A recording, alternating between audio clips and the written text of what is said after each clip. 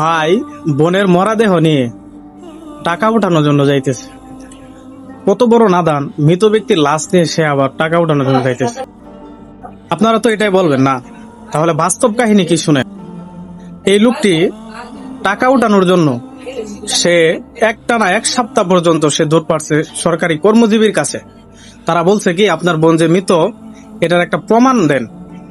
তো গ্রামের মানুষ তো জানেন কতটুকু পরিমাণে সরল সোজা। তো ওই লোকটি তো আর বুঝতে পারে নাই।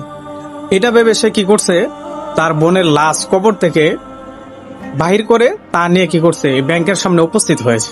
আপনারা দেখতে পারতেছেন কতটুকু মানুষ এখানে একসাথে জড়িত হয়েছে। তো বর্তমানে পুরা বিশ্বেই যারা গরিব তারা পদে পদে বিপদে পড়ে। শুধু তাই নয়, আপনারা এই ঘটনা দেখে বুঝতে পারছেন যে গরিবরা কতটুকু পরিমাণ হেনস্থ হয়, কিন্তু যারা বড়লোক আছে তাদের সবই সম্ভব।